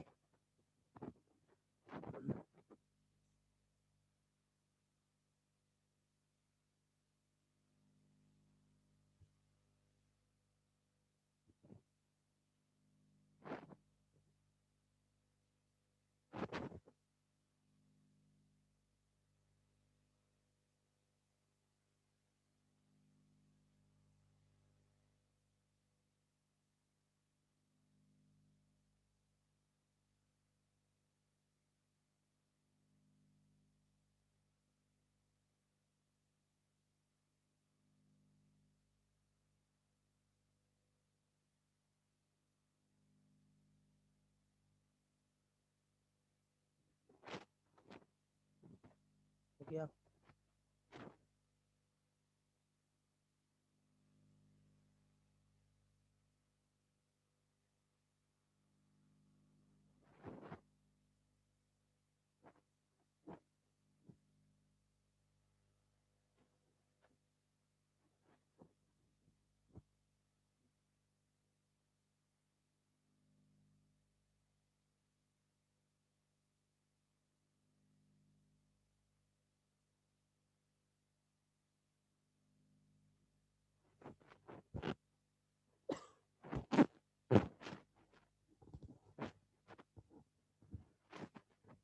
ओके, चलो तो आगे की प्रोसेस हम देख रहे हैं अभी। हमने एटीपी एक्चुअली फॉर्म कैसे होता है ये समझे। ये वाला पार्ट बेटा आपके सिलेबस में है, ये इंपॉर्टेंट भी है। आपको भले एनसीईआरटी में यहाँ नहीं दिख रहा है, लेकिन कहीं ना कहीं है, अभी बहुत से लोग लिख रहे हैं लगता है ना। हाँ, तो इसलिए मैंने आप लोगों को अभी ये एक्सप्लेन किया, क्योंकि ये आपको आगे भी हेल्प करेगा। ठीक, इसके बाद एटीपी क्या होता है और इसका स्ट्रक्चरल फॉर्मूला इतना बड़ा आप नहीं भी याद रखते हो तो सिर्फ एटीपी को याद रखिए। ये सिर्फ समझने के लिए था कि एक्चुअली एटीपी होता कैसे है। ठीक है, तो ये आप नहीं भी याद रखिए, लेकिन ये वाला पोर्शन को आपको याद करना होगा, रिमेम्बरिंग जरूरी है इसकी। ठीक है, तो अब हमने यहाँ पे देख लिए कि Mg++ आया है और Mg++ ने इस बॉन्ड को तोड़ दिया है। तो बॉन्ड जैसे ब्रेक हुआ तो ये OH और ये OH आपस में इनका क्या होगा बेटा, H2O बाहर, रिएक्शन होगा ना, तो H2O बाहर हो जाएगा। तो H2O जब बाहर हुआ तो ये प्रोसेस एक्चुअली होते कैसी है वो हम देखते हैं। तो यहाँ पे बेटा ये जो फर्स्ट प्रोसेस है इसका जो नेम है, इस प्रोसेस का नेम क्या होगा, इसे कहते हैं फॉस्फोरिलेशन। फॉस्फोरिलेशन में ये इस तरह से आया जिसमें एटीपी से एडीपी में कन्वर्सन हो रहा है। Mg++ यहाँ पे इन्वॉल्व हुआ है। ये जो ग्लूकोज मॉलिक्यूल है 1 2 3 4 5 6 CH2O क्या ज्वाइन होगा यहाँ पे बताओ, यहाँ पे आएगा फॉस्फेट। कौन सा वाला, वो लास्ट वाला। कैसा था, इस तरह से था, ऐसे ही है। ये इस तरह से ये जो है ज्वाइन होगा। बाकी सारा स्ट्रक्चर जो है वो एज इट इज जैसा था वैसा ही रहेगा, कुछ भी चेंजेस यहाँ पर नहीं हो रहे हैं। तो HOH इस तरह से सारे के सारे। तो यहाँ पे इस फॉस्फेट को हेक्सोकाइनेज एंजाइम जो है, ठीक है, इसने क्या किया बेटा, लेके आया है। और काइनेज का रोल क्या है बेटा, ये कौन से कैटेगरी में आ रहा है, एंजाइम क्लासिफिकेशन कैटेगरी 2। और सेकंड कैटेगरी ट्रांसफरेज, तो ये क्या कर रहा है बेटा, ट्रांसफर कर रहा है। तो ग्लूकोज के 6 कार्बन पे इसने ट्रांसफर किया, इसलिए ग्लूकोज जो है ये कन्वर्ट हो गया ग्लूकोज 6 फॉस्फेट में। समझ में आ गया। अब आप इतना पोर्शन और ये रिएक्शन लिख सकते हो, ये याद रखने के लिए रहेगी, मतलब समझने के लिए। ठीक है, यदि आपको ये डाइजेस्ट नहीं हो रही है, ठीक है, आपको ऐसा लगता है कि हमारा डाइजेस्टिव सिस्टम अच्छा काम नहीं करता, तो फॉरगेट अबाउट दैट, अवॉइड करो इस चीज को, सिर्फ ये चीज याद रखो। और आपको ऐसा लगता नहीं सर हम हर चीज डाइजेस्ट कर सकते हैं, तो फिर नोट कर लो।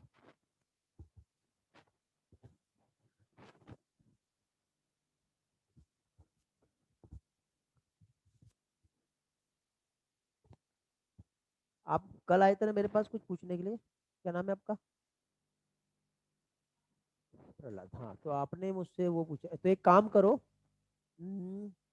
मुझे क्या लगा कि आप वो 12th रिवीजन के लिए बात कर रहे हो, मैं वो मास्क की वजह से मैं पहचान नहीं पाया आपको। ठीक है, आज आके मिलो, अपन बात कर लेते हैं। ठीक है, अब वो मास्क में क्या है, वो आइडेंटिफिकेशन में प्रॉब्लम होती है थोड़ी सी।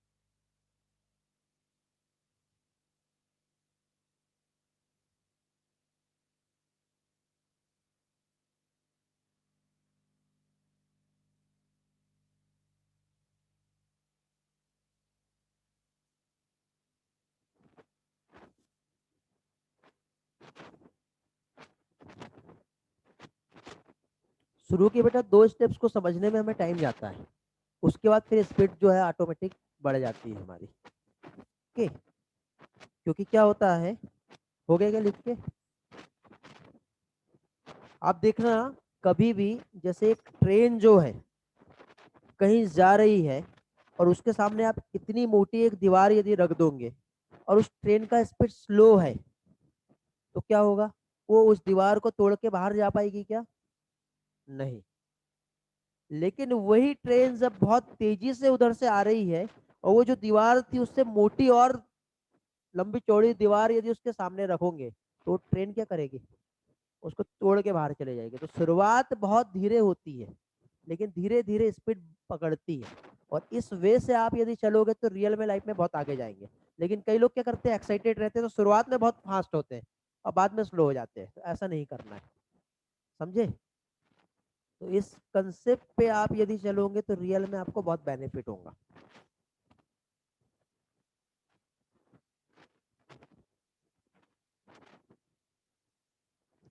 चलो, हो गया बेटा सभी का? हेलो, कोई ऐसा है जिसका नहीं हुआ राइट करके? हाँ, लिख लो।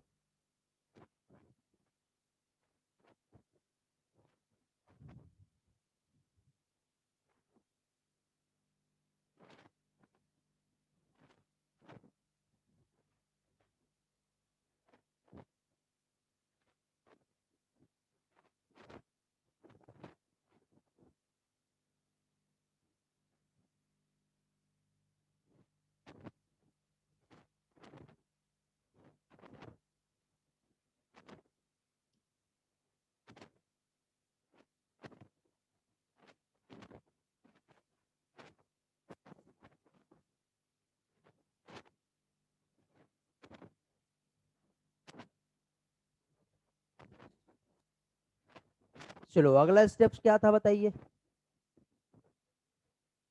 फ्रक्टोज, क्या चेंज हुआ होगा इसमें? नहीं मालूम, वही चीज है। चलो, याद तो हो गया, लेकिन वो समझा नहीं है हमें क्या हो रहा है। अभी समझ में आ जाएगा। देखो, कुछ नहीं हो रहा है यहाँ पे, सिर्फ और सिर्फ शिफ्टिंग हो रही है, इंटर कन्वर्सन हो रहा है। इस प्रोसेस का जो नेम है, इसे कहते हैं आइसोमराइजेशन। ये रिएक्शन नंबर 1 है। सेकंड रिएक्शन जो यहाँ पर हो रही है वो होंगी आइसोमराइजेशन। ठीक है, क्या होगा? आइसोमराइजेशन। आइसोमराइजेशन नाम है, तो एंजाइम का कैटेगरी नंबर कौन सा था? आइसोमरेज वाला, second last. Okay, fifth number का है, देख लो, है फिफ्थ वाला एंजाइम यहाँ पे काम करता है। तो वो एंजाइम का रोल क्या है? क्योंकि देखो बेटा, एक साथ दो काम याद हो रहे हैं हमें। वो एंजाइम के टर्म के साथ उसके फंक्शंस, मतलब वाला पोर्शन भी आपका यहीं पे कवर हो जा रहा है। ठीक है, तो अभी यहाँ पे आइसोमराइजेशन की रिएक्शन में यहाँ पे जो एंजाइम काम करेगा उस एंजाइम का नाम है आइसोमरेज एंजाइम। ठीक है, तो आइसोमरेज एंजाइम से अब जैसे आपने ही मुझे बताया कि यहाँ पे जो है प्रोडक्ट जो फॉर्म हो रहा है वो है फ्रक्टोज 6 फॉस्फेट। ठीक है, पी लिख रहा हूं मैं। तो ये जो फ्रक्टोज 6 फॉस्फेट जो है ये एक्चुअली कैसे फॉर्म होगा? ठीक है, तो फ्रक्टोज 6 फॉस्फेट जो है, तो ये जो आपका प्रोडक्ट जो फॉर्म हुआ है, अब ये एक्ट करेगा एज ए सबस्ट्रेट। सबस्ट्रेट जानते हो क्या होता है? हेलो, कल एक कीवर्ड आया था रेस्पिरेटरी सबस्ट्रेट करके, समझे? तो एंजाइम जिस कंपोनेंट के साथ काम करता है उसे सबस्ट्रेट कहते हैं। तो एंजाइम सबस्ट्रेट के साथ ज्वाइन करेगा तो ईएस कॉम्प्लेक्स बनता, मींस एंजाइम सबस्ट्रेट कॉम्प्लेक्स। अभी देखो, जब ग्लूकोज से ये जो फॉर्म हुआ तो यहाँ पे एंजाइम ज्वाइन हुआ था, तो एंजाइम और ये जो था इसके लिए ये क्या हो गया था? सबस्ट्रेट। तो यहाँ पे जो फॉर्म हुआ ये क्या हुआ? प्रोडक्ट हुआ। ठीक है, लेकिन अब इस प्रोडक्ट के साथ एक दूसरा एंजाइम जब काम करेगा तो ये प्रोडक्ट प्रोडक्ट ना रह करके क्या हो गया बेटा? सबस्ट्रेट हो गया। ठीक है, तो ये जो जैसे हमने देखे थे ना, ग्लूकोज एक कॉमन या मेन रेस्पिरेटरी सबस्ट्रेट है, तो ये मेन रेस्पिरेटरी सबस्ट्रेट ग्लूकोज है। प्रोसेस यहीं से स्टार्ट हो रहा है, समझे? तो अब यहाँ पे ये जो सबस्ट्रेट है, तो एंजाइम का नाम उसके साथ जो सबस्ट्रेट काम करने वाला है उसके अकॉर्डिंग होता है, समझे। तो ये सबस्ट्रेट हो गया, इस पे एक एंजाइम काम कर रहा है, मींस प्रोसेस आइसोमराइजेशन की हो रही है, तो एंजाइम का नाम भी आइसोमरेज ही होगा। लेकिन कौन सा आइसोमरेज, ये क्वेश्चन रहता है, और कई लोग जो रटते हैं उनको एंजाइम का नाम याद नहीं होता, जो एनसीईआरटी के साइड में थ्योरी में दिया हुआ है, ठीक है। तो यहाँ पे एंजाइम्स का नेम इस सबस्ट्रेट के अकॉर्डिंग रहेगा। सबस्ट्रेट क्या था बताओ, ग्लूकोज 6 फॉस्फेट, तो हम इसका नाम देंगे ग्लूकोज 6 फॉस्फेट आइसोमरेज। बट वो नेम इस तरह से प्रोनाउंस करना सही नहीं होता, और 6 का काम ही नहीं है हमें, तो 6 को हटा दो। और अल्फाबेटिकल ऑर्डर, जैसे आप केमिस्ट्री में आईयूपीएसी एक नोमेनक्लेचर पढ़ोगे, तो उसमें कुछ चीजों के सीक्वेंस अलग होते हैं जिसको पहले रखना पड़ता है। तो ऐसे ही यहाँ पे हम इस आइसोमरेज एंजाइम का नेम इस सबस्ट्रेट के अकॉर्डिंग देंगे, तो उसका नाम हो जाएगा पहले फॉस्फो, फिर ग्लूको आइसोमरेज। क्या हो गया एंजाइम का नाम, फॉस्फोग्लूको आइसोमरेज। ये एंजाइम यहाँ पे काम कर रहा है, और उसका काम क्या बेटा, शिफ्टिंग, एक ग्रुप को उठा के दूसरी जगह पे शिफ्ट कर रहा है, सिर्फ ट्रांसफर नहीं कर रहा, लेकिन सारी चीज नहीं। यहाँ पे ये जो सेकंड कार्बन है, इस सेकंड कार्बन पे इसने क्या किया, सिर्फ और सिर्फ ये वाला हाइड्रोजन को इधर और ये वाले हाइड्रोजन को इधर पहुंचा दिया, सिर्फ इतना ही काम हुआ है यहाँ पर। अब कैसे हुआ, तो इसको मैं क्लीन करके आपको समझाता हूँ। यही वाला फॉर्मूला मैं यहाँ पे बना देता हूँ आपके लिए, तो रिएक्शन नंबर 2 हो जाएगी, ठीक है। इसका काम भी खत्म हो गया। सेकंड रिएक्शन जो हो रही है, आइसोमराइजेशन हो रही है। यहाँ पे जो सबस्ट्रेट है कौन सा है बेटा, CH2O, ठीक है। मीन्स क्या है ये, ग्लूकोज 6 फॉस्फेट है। जब यहाँ पे आइसोमरेज एंजाइम काम करेगा, तो यहाँ से जो हाइड्रोजन इधर चले गए, तो बताओ यहाँ पे फर्स्ट कार्बन पे कैसा आएगा, CH2OH, ऐसे आएगा। सेकंड कार्बन पे क्या होगा, CO, मीन्स ओ अकेला नहीं रह सकता ना, वैलेंसी कितनी है उसकी, 2 है, तो C डबल बॉन्ड O, फिर यहाँ पे OH आ जाएगा, CH कितने हो गए, 1 2 3 4 5 and 6, CH2O, then PHOH। Actually बेटा इस फॉस्फेट को आप हटा देंगे, और ऐसा यदि आप फॉर्मूला देखोगे बायोमोलिक्यूल में, तो ये फॉर्मूला होता है फ्रक्टोज का। किसका फॉर्मूला है ये, तो फ्रक्टोज के साथ 6 नंबर पे क्या ज्वाइन हो गया है, तो क्या बन जाएगा ये, फ्रक्टोज 6 फॉस्फेट। तो यहाँ पे क्या फॉर्म हो गया बेटा, फ्रक्टोज 6 फॉस्फेट। प्रोसेस का नाम क्या है, एंजाइम का नाम क्या है, फॉस्फो फ्रक्टो आइसोमरेज। यदि आप चाहते हो इसे लिखना तो लिख सकते हो, if you want to write so you can, otherwise digestive system खराब है बोल के भूल जाओ, इतना याद रखो, डाइजेस्ट होना चाहिए ना, क्योंकि हम खाने पीने में वही चीजें खाते हैं जो हमसे डाइजेस्ट होती है, जो डाइजेस्ट नहीं होता उसको हम अवॉइड करते हैं, समझे। तो ये सिर्फ समझने के लिए है, ये इधर का जो है याद करने के लिए। तो यहाँ पे आप एंजाइम का नाम लिख लेंगे, क्या हो गया बेटा, फॉस्फो फ्रक्टो आइसोमरेज एंजाइम, ये रिएक्शन का नाम है, इसके अलावा और कोई यहाँ पे कंपोनेंट का रिक्वायरमेंट नहीं होता।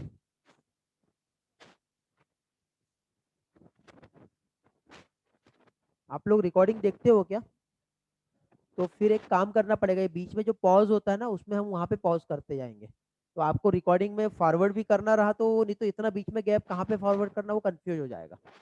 करना पड़ेगा क्या, जब आप राइटिंग वर्क कर रहे हो उस टाइम पे रिकॉर्डिंग को पॉज करते जाओ, कि चलेगा ऐसे भी, चलेगा ना, कोई प्रॉब्लम नहीं है ना, हाँ फिर ठीक है।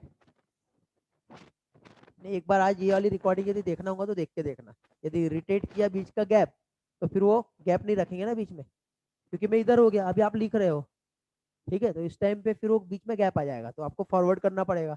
लेकिन फॉरवर्ड में ज्यादा फॉरवर्ड हो गया तो बीच का एक स्टेप भी गया, तो फिर समझेगा नहीं।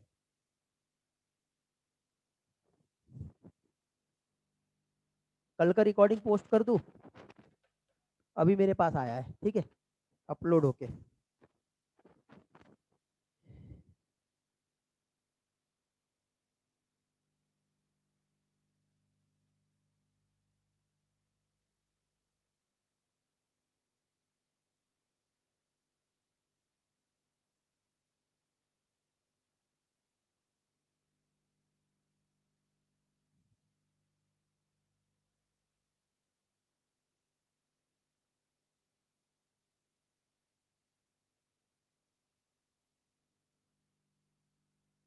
बातें नहीं करो।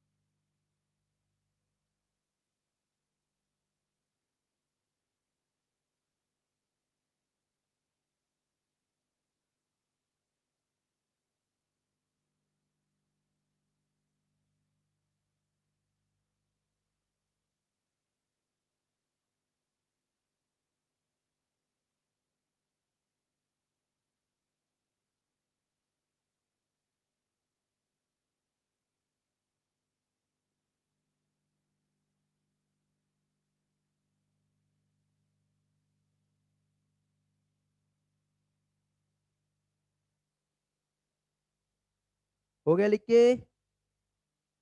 हेलो?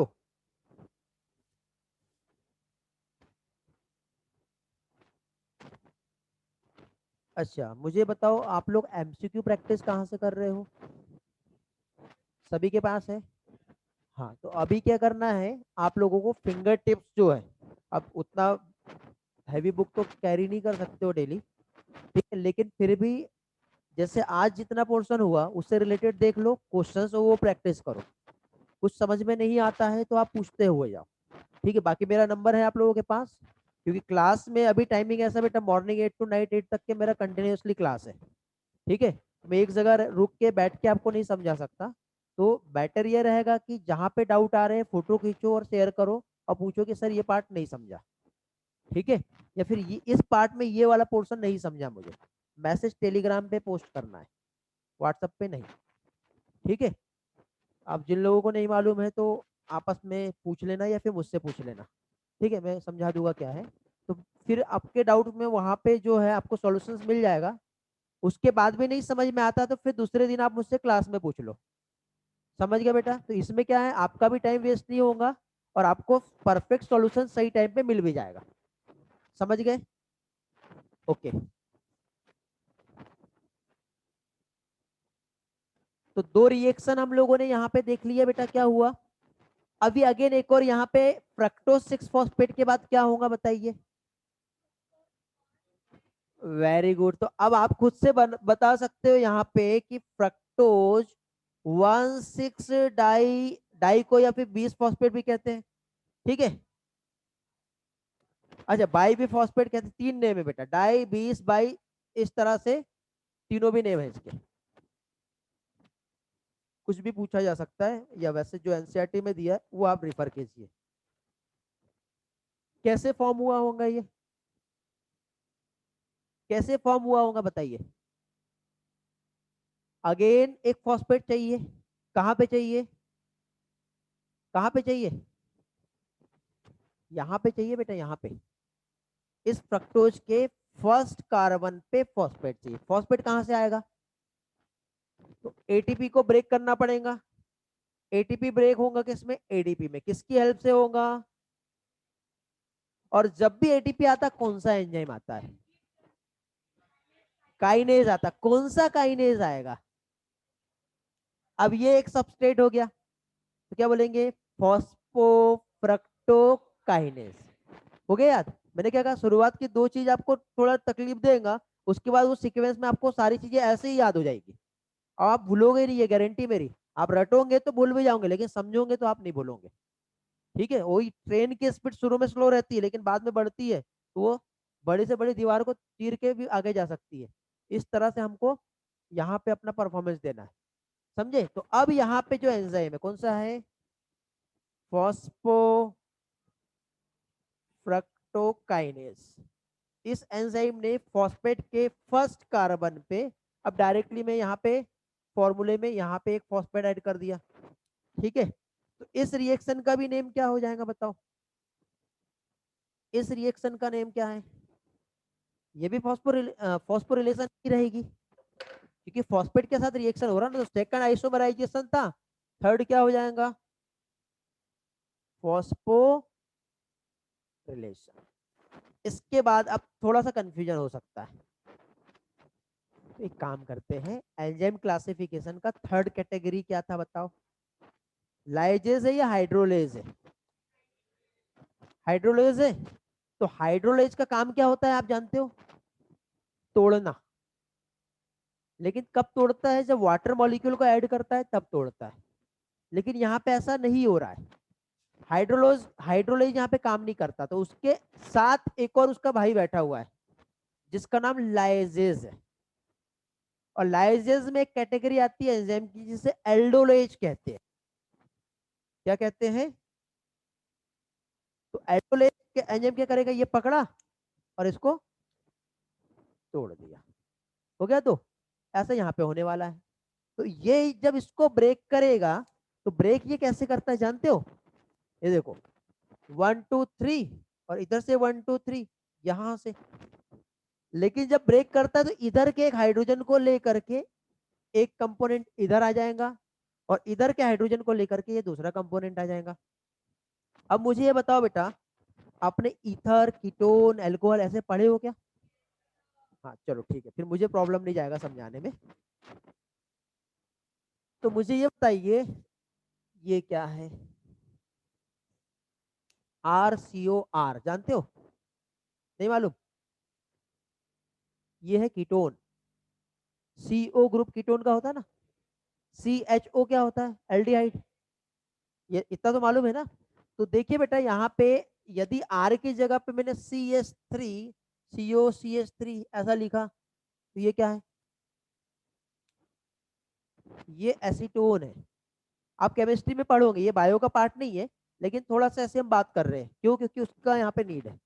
ये क्या है, एसीटोन है, क्या है यहाँ पे, एसीटोन। अच्छा मुझे ये बताओ, ये क्या है, OH, एल्कोहल जानते हो, ठीक है। यदि मैं इस एल्कोहल को यहाँ पे और यहाँ पे यदि ज्वाइन करा दूं, तो एल्कोहल को ज्वाइन करना है तो क्या करना पड़ेगा बेटा, ये CH3 को क्या करना पड़ेगा मुझे, एक एल्कोहल को ऐड करना है तो क्या करना पड़ेगा, वेरी गुड, CH2OH, और यहाँ पर भी CH2। कितने एल्कोहल है, 2 है। तो एल्कोहल के लिए एक टर्म हम यूज करते हैं, हाइड्रोक्सी। क्या बोलते हैं इसे, हाइड्रोक्सी। तो 2 एल्कोहल है तो क्या हो जाएंगे, डाई हाइड्रोक्सी एसीटोन। अभी फॉस्फेट कहाँ हो गया, अभी फॉस्फेट कहाँ जोड़े हमने, एक स्टेप आगे बता दिया आपने तो, है ना। तो यहाँ पे 2 एल्कोहल है तो क्या बोलेंगे इसे, डाईहाइड्रोक्सी। और कंपोनेंट क्या हो गया, एसीटोन, तो ये बन गया डाईहाइड्रोक्सी एसीटोन। यदि अब मुझे फॉस्फेट ऐड करना है तो एक फिर से हाइड्रोजन हटाना पड़ेगा, और यहाँ पे क्या जोड़ना पड़ेगा। क्या ये फॉर्मूला इसके समान दिख रहा है आपको, नहीं दिख रहा, अरे है तो ना यार, देखो बीच में CO है, ये CH2 है, फिर O है और P है, फिर ये C है, फिर देखो ये H है, फिर ये OH है, और ये H है, तो CH2OH आ गया, दिखा क्या, है ऐसे कुछ, अब दिखा सर, वेरी गुड। तो ये क्या फॉर्म हो गया, अब देखो इतना सिर्फ समझाने के लिए था, ठीक है, और इतना आपसे डाइजेस्ट हो सकता है इसलिए मैंने समझाया। इसके ऊपर आपसे डाइजेस्ट नहीं होगा, तो वो जो डाइजेस्ट नहीं होंगे उसको हम अवॉइड करेंगे। तो सिर्फ या तो आप इसको ऐसा समझ लो, नहीं तो DHAP इसका शॉर्ट फॉर्म है। तो एल्डोलेज ने क्या किया, उसको तोड़ा, तो DHAP बना। DHAP क्या है बताओ, डाई हाइड्रोक्सी एसीटोन फॉस्फेट, हो गया एक। और इसके साथ जो रिमेनिंग इधर जो रह गया, ये भी आप केमिस्ट्री में पढ़ोगे, ग्लिसरॉल जानते हो आप, ग्लिसरॉल का फॉर्मूला मालूम है क्या होता है, नहीं, चलो वो भी देख लेते हैं, फिर हम यहाँ पे क्या फॉर्म हो रहा है वो देखेंगे, ठीक है। तो कहाँ पे बताऊं, यही समझ लेते हैं। देखो ग्लिसरॉल का जो फॉर्मूला होता है, देखो CH2OH, CHOH और CH2OH, ये फॉर्मूला आपको याद करना पड़ेगा, ये बायोमोलिक्यूल में दिया है, इसलिए मैं आप लोगों को ये समझा रहा हूँ। ये दिया है बेटा, ये याद करना पड़ेगा। तो ये जो हो गया, ये क्या हो गया, ये ग्लिसरॉल है, क्या है बेटा ये। तो अब यदि इस ग्लिसरॉल में, एल्डिहाइड ग्रुप का नाम क्या है, कैसे रिप्रेजेंट करते हैं एल्डिहाइड को, CHO। तो यदि मैं इस ग्लिसरॉल में, ठीक है, फॉर्मूला लिख लिए कि पहले ये फॉर्मूला लिख लो आप, क्योंकि मैं उसमें थोड़ा सा उसको मॉडिफाई करने वाला हूँ, सिर्फ ये वाला फॉर्मूला लिख लो। ऑनलाइन स्टूडेंट, किसी का कुछ प्रॉब्लम है तो रिस्पॉन्स करेंगे, एवरीथिंग इज ओके।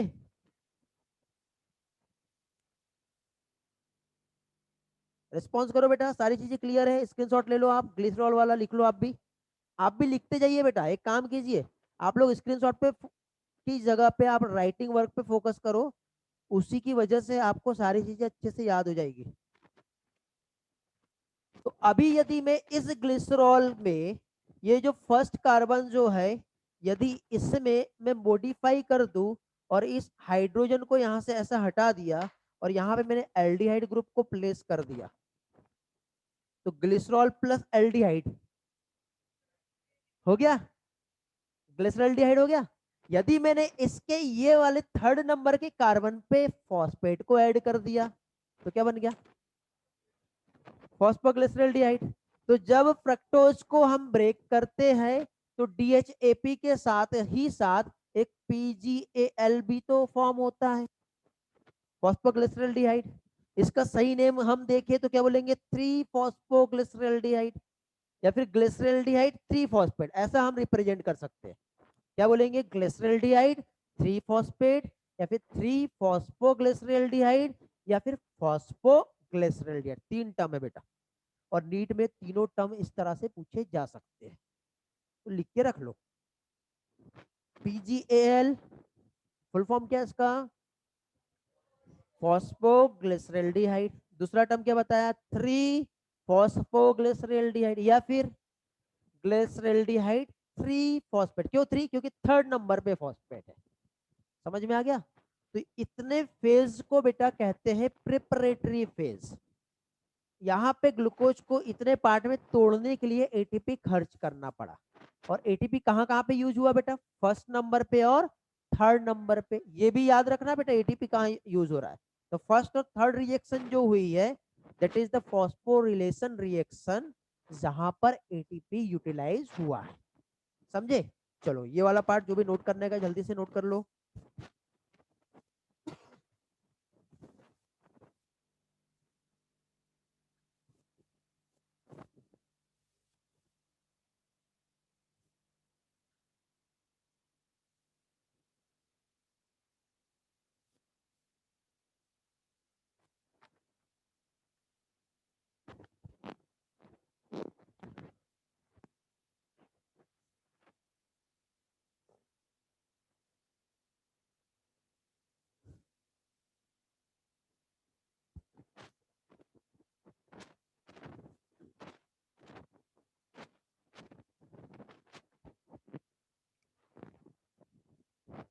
अब देखो ये जो फॉर्मूला है, ये इसके जैसा दिख रहा है क्या आपको, COH, ऐसा केमिस्ट्री में कोई कंपोनेंट नहीं होता, तो COH को मैंने CHO लिख दिया है।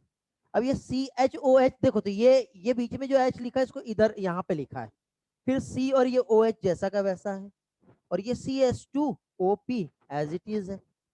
हो गया, बन गया ना फॉर्मूला। अब यहाँ पे ये जो है, ये इसको हमने इस तरह से फेरबदल करके लिखा हुआ है, तो ये एक कंपोनेंट अलग है, ये अलग है, इसको दो तोड़ दो और अलग अलग लिख सकते हो आप, याद रखने के लिए। समझ में आ गया, हेलो समझा क्या सभी को, मजा आया।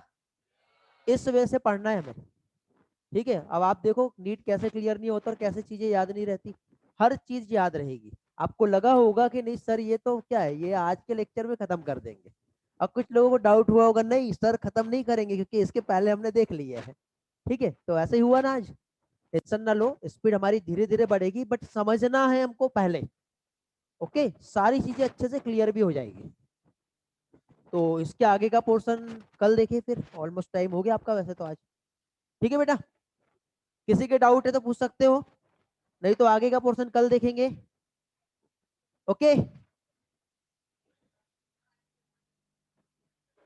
यार, एक एक करके पूछोगे तो ज्यादा अच्छा रहेगा। हाँ बोलो बेटा। फॉस्फो, हाँ यहाँ पे ये वाला ना, हाँ ये बेटा, हेलो यार, किसी ने याद नहीं दिलाया, यहाँ पे फॉस्फोग्लूको आइसोमरेज आएगा ना, फ्रक्टो कैसे आएगा? ये सेकंड एंजाइम है ना, ये सबस्ट्रेट है, तो यहाँ पे क्या चाहिए? तो ये बाय मिस्टेक फ्रक्टो भी बता दिया मैंने, फॉस्फोग्लूको आएगा ये, चेक कर लेंगे, और ये फॉस्फोफ्रक्टोकाइनेज रहेगा। करेक्शन कर लो बेटा। ठीक है, वेरी गुड बेटा, थैंक यू। और कुछ किसी को कुछ पूछना है? Di hydroxy acetone phosphate, DHAP हो गया। ऑनलाइन स्टूडेंट किसी को कुछ पूछना है? मैं क्लास एंड कर रहा हूं अभी। ओके